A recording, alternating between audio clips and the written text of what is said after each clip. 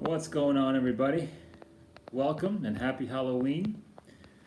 I don't know if everyone around the world celebrates that.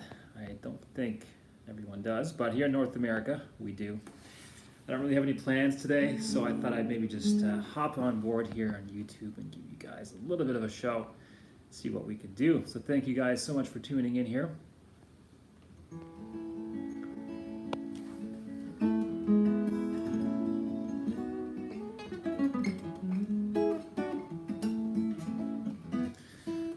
Yeah, yes, I am ready for that gig coming up in just a couple days. So that should be great. Greetings, Italy. Shouldn't you be asleep right now? Isn't it late over there? So good to see you guys here. And yeah, so I'm just going to be playing a little bit more tunes. As I play this next piece here, feel free to ask any questions that you may have. I'll do my best to answer them. And even take some song requests, maybe. Maybe I was planning on playing some of those songs already, but let's see. Coffee's great. Awesome. France, beautiful, great. Got all of Europe here.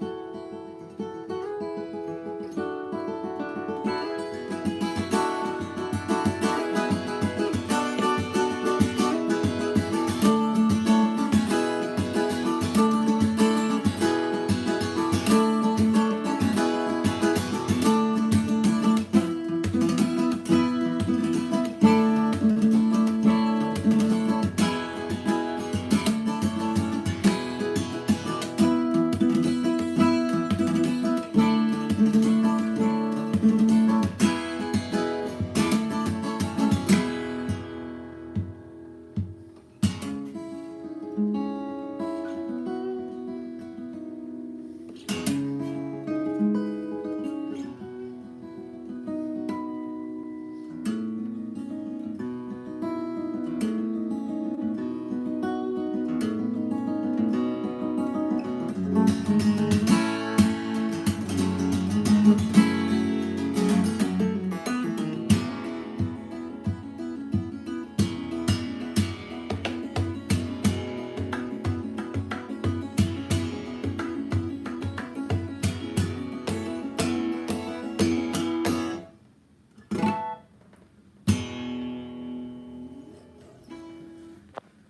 right, that was a little bit of Most Glorious Day.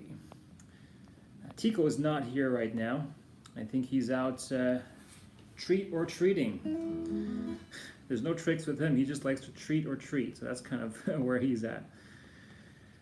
That's great. I love you from Canada as well. Yeah. Well, maybe try a couple new songs here for you guys. Let's see how that goes.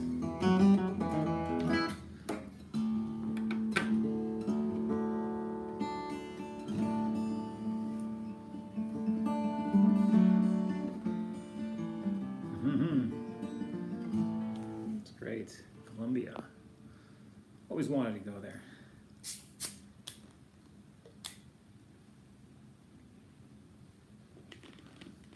So I'm actually in double drop D. Double drop D, first string and the sixth string are both tuned down to a low D. So that's kind of where that's at. And definitely one of my favorite tunings so far. I've been really experimenting a lot with this tuning because it just makes everything quite, similar to standard tuning. It just kind of changes the lower and high strings, but it really is a nice thing. In the key of D, it's really nice. Key of G is also very good, but I'm mostly playing the key of D in this this specific tuning. And here's a new song here as well. Yeah, it's called two-hand tap. Two-hand tap is when we basically have both of the fingers kind of working here. Maybe I'll play a new song that kind of has more of that, because I haven't played this one ever, so let's try it.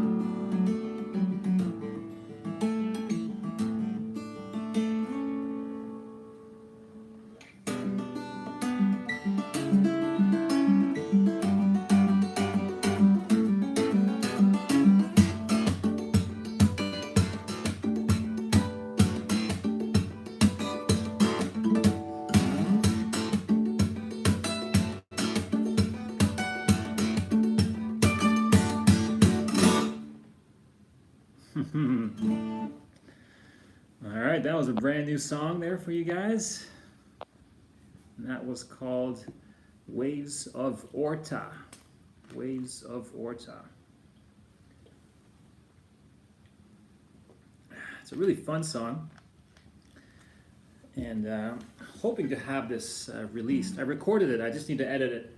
And yeah, I really can't wait to share these new pieces with you guys, because these are kind of, you know, more exciting for me, I guess, because I haven't played them nearly as much as some of my other songs, like Southern Magnolia. I might play Southern Magnolia a little bit later, because I'm in a different tuning right now. But I've never played it on the stick guitar. I assume you're referring to Chapman stick. Yeah, I've never really played one of those. To be honest, I find that if you're doing too much tapping, it can sound a little bit overdone, you know, a little bit overdone. So I try to just limit myself a little bit with how much tapping, two-hand tapping I actually do. Because at the end, I still really want to get, you know, certain like melodic phrasing out of the guitar, and it's sometimes difficult to do with the tapping, two-hand tapping, because the two-hand tapping technique, it's difficult to make it sound, you know, a little bit exciting for a long period of time. After one song or so, it kind of gets redundant, in my opinion, my personal opinion. Not discounting anyone who loves to do that, but yeah, just personally, I don't really click with that too much unless there's a specific part in the song that really calls for it. Favorite tuning has got to be standard tuning. You know, it's I've just been in that world of standard tuning for so long that it's just definitely one of my favorites. Same with my tuning for Ziur, Vasat, Daft Funk, Running Fox Trail. That's all one tuning. It's an E flat major 7 tuning, which I might go into here in a second. Yeah, Morning in Adinak, another fun song to play. Old song, Southern Magnolia and Morning in Adinak are actually my very first 2 songs I've ever written for the solo acoustic guitar. That was years ago. You know, I think at that point I must have been playing guitar for about 2 years. After 2 years, I kind of got into the compositional side of things fairly early, and those were the 2 pieces that kind of came out, and still play them sometimes at live shows, just, you know, kind of as a reminder to kind of know where I came from with the guitar. It's always a pleasure to play pieces like that, because it's growing. Every time you play it, you hear something differently, or you try something differently to push the barriers of what's comfortable, you know, because you don't want to play the same song the same song with the same way every single time. I like to try just new things because it just keeps it a little bit more interesting for me personally. Well, let me play this new song here, and then I'll go into maybe a different tuning here.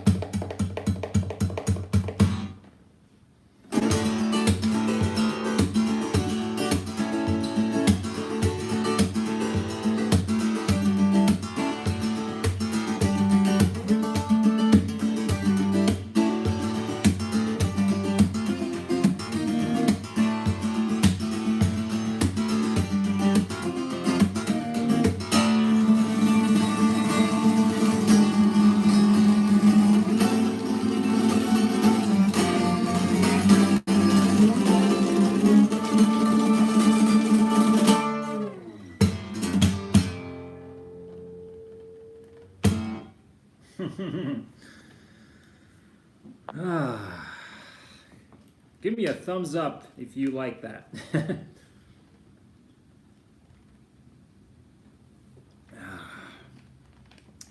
That was fun. That was a lot of fun. Yeah, it's definitely one of my more fun pieces that I like to play these days. Yeah. All still in double drop D, same tuning. It's kind of the cool thing about this tuning. It's really got, I think, a lot of potential.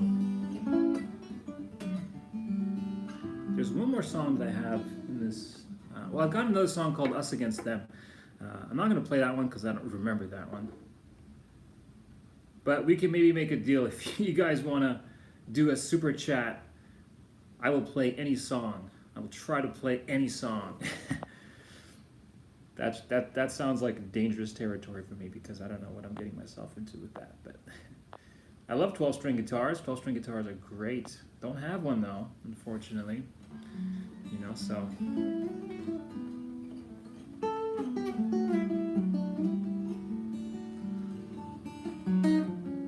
Yeah, but as far as like how I go about the process of composing, it usually starts with an idea. An idea can kind of elaborate from there and usually be a culprit for everything. And so typically I find I need a lot of time basically with a lot of my songs. And for example, that song that I just played, the main thing came from, I think, this section, the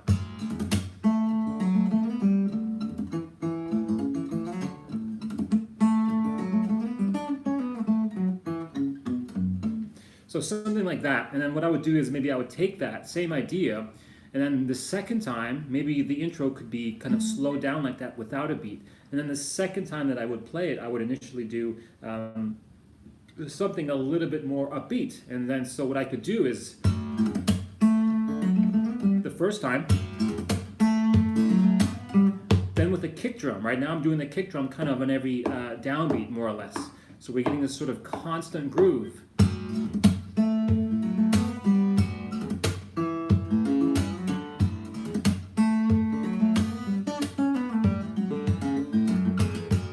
And then the second time that I do that, a good idea is to do the same thing or a variation of the same thing an octave higher. Then we go.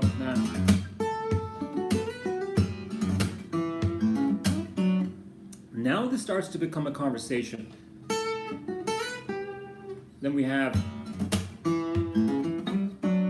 right, you can kind of start to hear the dialogue between the two melodies. You can think of it as a female voice, male voice, or a higher pitched voice and a lower pitched voice, however you want to think about it, just so you can kind of get the picture of the melody that's being there, because it's very similar. See, so it's the exact same melody, but just played an octave higher can make a pretty big difference, when you're writing it. And when you hear my songs, I do this all the time. If you're really listening and if you were to analyze some of my music, a lot of it, I do similar things like this, where I'll play the melody maybe once lower, then the second time a little higher. Just to get a little bit more excitement, also a little bit more variety and things like that. So this is, I think, a pretty good idea if you don't really know where to go with some compositional ideas. That's a great way to expand ideas, because a great thing about this is that you'll oftentimes discover new ways of doing it, such as in this example, just so I can show you. That's the first time, second time, third time, and then the fourth time, because this is like the resolution, and now I'm actually segueing it into a new part. So now I found my B section. Alright, so let's say I do this again. Again, a variation, an A and a B section. You can see right there, that was a very clear example of this whole A-B idea. And oftentimes what I'll do is I'll do idea A, then idea B, back to A, and then to C. So the reason I do this is a very effective way, I think, of writing, because it really has the listener listening for the melody. It's almost like anticipating it the third time because it's going to loop the first time again. And then we typically go back to a variation of that the last time to create movement in the piece, to create an actual like segue into a whole new section. So this is typically how I write these days anyway. I mean, it's not the only way by all means, but it's definitely, if you're ever stuck, it's a great way of doing it. You can try it on your own. That might be a good way to do it. That's a very tough question. If the melodies come first, or you find the chords that complement. Typically, I'm like for this song, every song's going to be different, but I can tell you for this song, for a song like this anyway, that's not only percussive, but it also has a very clear melody. The melody came first, so it was.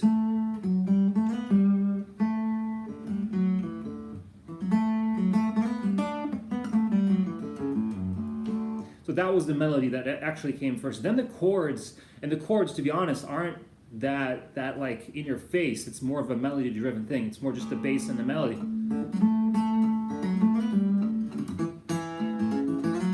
So that's very melody. I'm not really playing any chords there, but it's all over the D. But the second time that I do this, now I go into chords. Right? This is just D, D, A, D. Then it goes to like an E minor, D. So I can show you. D, A, A.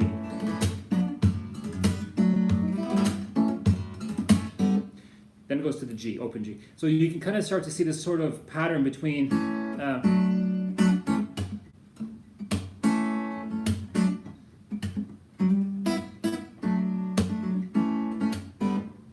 right? It almost sounds like pop music. It's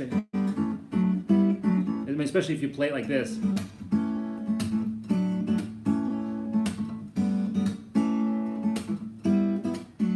It kind of sounds like a little bit of a poppy song, maybe where some words could go over top.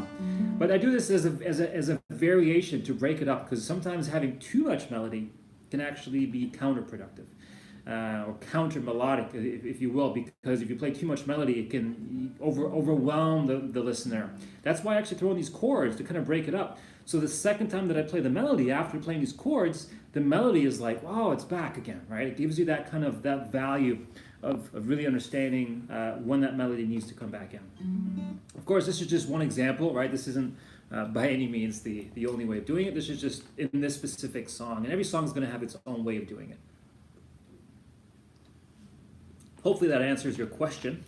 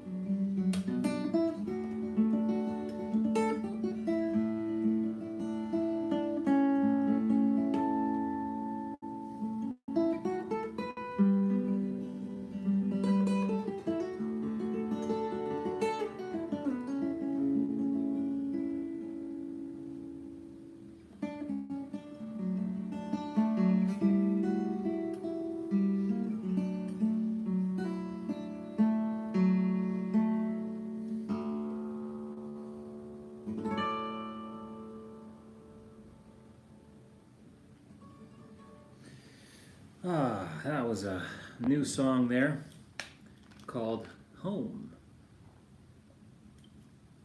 Again, another new song that will come out in the next year or so. I already recorded that one. Okay, before we continue here, I just want to mention that I do have a new release coming out tomorrow. And I've got a link below as well that's for the pre-save. So if you have Spotify or if you just want to be notified, I'd really appreciate you guys signing up for that. And there's also a bell notification, I think somewhere around here, there. If you guys want to find out, be the first to know about these live feeds, because I think you will get emailed right away if you are got that notification turned on. But now let me answer some of these questions. What's my favorite scale? Probably Lydian or Phrygian dominant. It's a pretty fun one. Practicing finger picking. I've actually got a few lessons here on my channel about finger picking that I show you. Some examples in 9/8, like a 1, 2, 3, 4, 5, 6, 7, 8, 9 pattern, which is a really fun pattern to do with the right hand. I've even got I think a lesson on Southern Magnolia as well, that are all free, of course, so you guys can check that out if you want to get some more exercising on the finger picking hand. Let's see the other questions here. So I came from playing violin. I played violin for 5 years. Both of my parents are musicians and artists that have really kind of helped me to shape my musical journey so far. So that was really a blessing. I am self-taught. I'm self-taught as a guitar player. So having a little bit of idea about violin helped, I think, just to get the finger dexterity. It kind of felt a little bit more natural coming to the acoustic guitar from the violin for 5 years, of course. Playing that really helped, I'm sure. Books to recommend for compositional skills. I have no idea, to be honest. A lot of my compositional ideas and the skills that I acquired from that came from just composing, from just doing it, from making mistakes and writing songs and then going back to them, fine tuning them and things like that. So that really has been my main kind of joy in life, to think of new ways and being creative about your compositional ideas. Best way to, if you need some kind of guidance on that, I would really recommend you listen to a lot of classical music. Classical music is the place to go to for compositional ideas, specifically the Romantic era, in my opinion. And even the contemporary stuff today is killer too, if you're looking for some new ideas to kind of dissect. Yeah, so this song, Home, will be released very soon, maybe in the next year, in the next few months or so. My main influence on your music is definitely life. But who was the main influence? Definitely my parents. My parents have really helped me to kind of pave the way for me, as I just said. And so that's been a huge blessing to have. And I'm also the youngest of 4 boys, so everyone in my family played music at some point, which made it more of a competition growing up, to be honest. But that competition, that drive for competition, I think was actually a good thing. It actually worked in my favor, being the youngest of 4 boys, because I wanted to work even harder to try to impress them.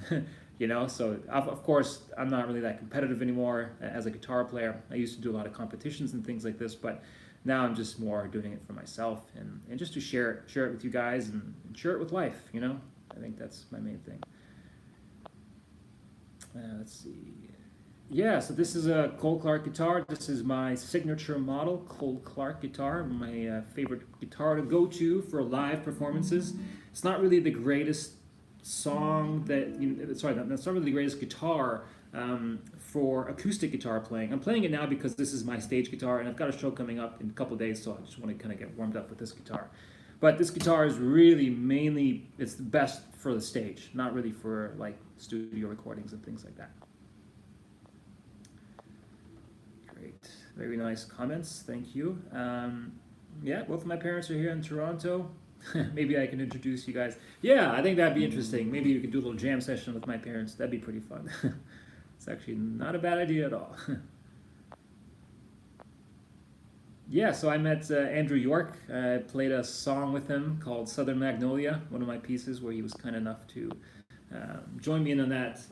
I got to meet him from doing International Guitar Night, which is a big kind of guitar tour all across North America, mostly in Europe now as well, I think.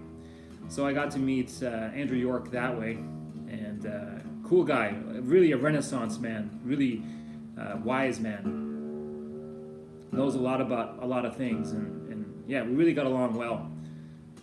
We both have this sort of kind of metaphysical approach to life, which we really got along well, I think. But yeah, and musically too. Musically was such a blast to play with him. We did a few songs, but Southern Magnolia is the only song I think that I have published on YouTube. It's actually supposedly one of my most popular songs this year anyway. That video is definitely one of the more, getting more traction and stuff. So really cool guy.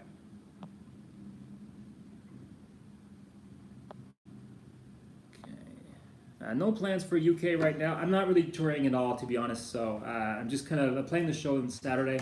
Then I've got a few shows in Germany next year. And then doing a yoga retreat as well in Costa Rica, where I'll be playing some music for that yoga retreat. It's kind of really fun. So that'll be pretty cool. Oh, cool. So you were there at the show with IGN. Very cool.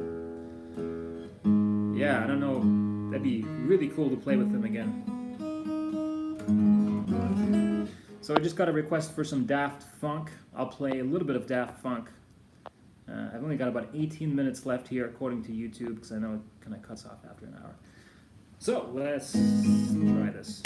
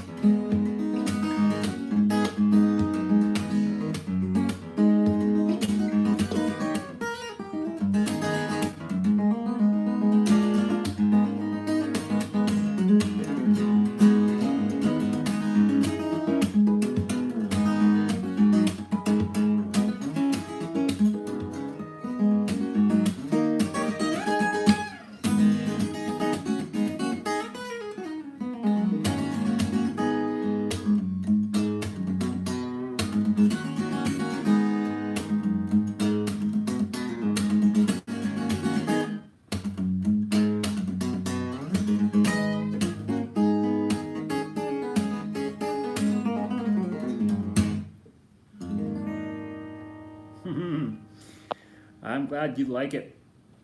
Yeah, and sorry I can't come to some of these cities that you guys are recommending. I've been to London. London's wonderful, wonderful city, but like you said, this is a private show right here pretty much, right? I don't know how many of you guys are here. I think the counter stop is like 10 of you, I think, or so. So, hey, this is a private little show, and I'm even talking to you guys. I can't see your faces. I could just see your icons, but at least it's better than nothing, right? So if you are just joining, feel free to hit a thumbs up. I'd appreciate that. Also got the pre-save of my new song coming out tomorrow, so please sign up for that if you haven't already. It would be wonderful. I'm going to play a little bit of Ziur. I'll skip a little bit of Vasat, okay?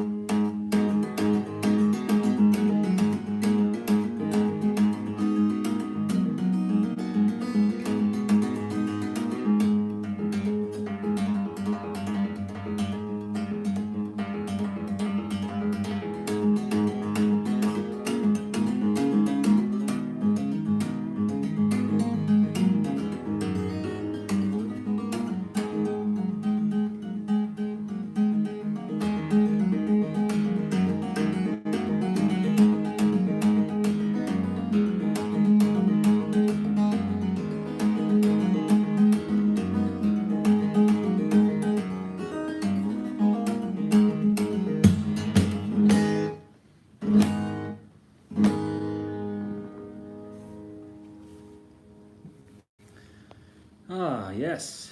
So there was a little bit of that, a little bit of Ziur, a little bit of Vasat and Ziur. Okay. So we got some new requests. A request for Javun. I guess I'll have to. Let's do it. Okay, Javun. Okay, so this is going to be a little bit of a test run.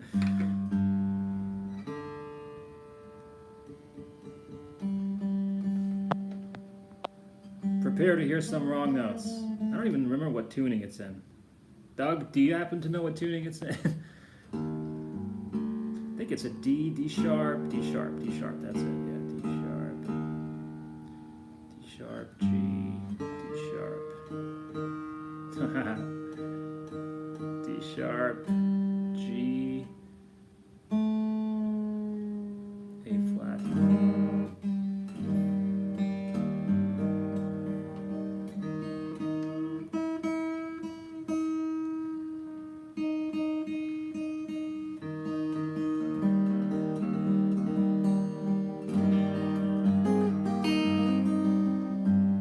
Still off here.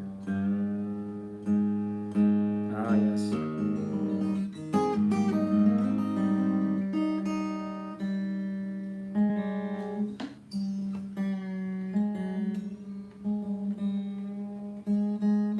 Here we go. A flat. There we go. You know, I should know my own tuning, for God's sake. But yeah, okay, good. D sharp, yeah. G sharp, got it. Well, there you go. So Doug just laid out the tuning for you guys. So if anyone wants to play along, thank you. Okay. Apologies in advance if I make any mistakes here. Been a while since I played this one. But you know what? With these things, it's like you pray to God that muscle memory is going to kick in. Because if it doesn't, it's going to be a shit show, unfortunately. All right, let's try. Javun. Javun basically means Persian, or to be, in Persian it means to be young. So I wrote this for one of my guitars, actually. One of my guitars is named Javun.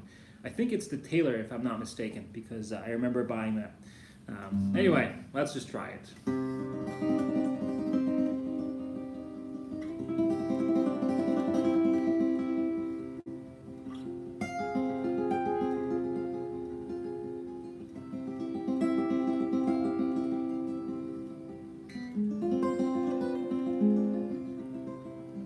Okay, pretty good so far. I remember this part.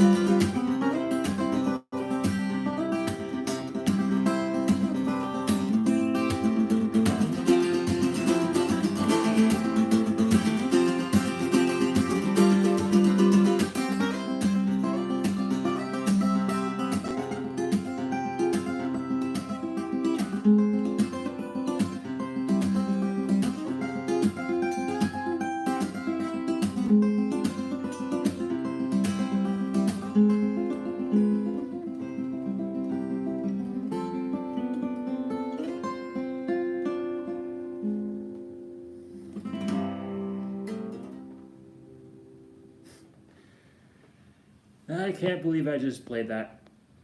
That's been way too long. But thank you, Doug, for making me go way out of my comfort zone. I appreciate that. That's all good. It's actually really good practice for me to be doing this. So thank you, Doug. I appreciate it.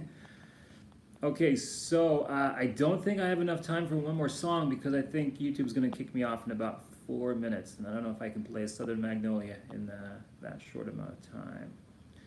But, you know, the good news is I will be doing more of these, so you guys can always, hit the notification little icon there if you guys want to find out more about some of these live YouTube sessions. I'll definitely do more. It seems to be that the response has been pretty good. Let me know if you do like it, just so I know to continue on with this. I'll go into standard tuning now and finish off with a bit of Southern Magnolia. While I do this annoying tuning here, hopefully you guys will enjoy my new release coming out tomorrow. It's slow spun. Basically, it's another version of slow spun, which I've kind of released before. But this version is cleaner and better recorded, and on an actual guitar.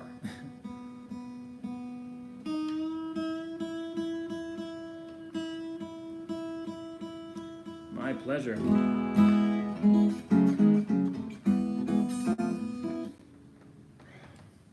I'll just play maybe the second half of Southern Magnolia.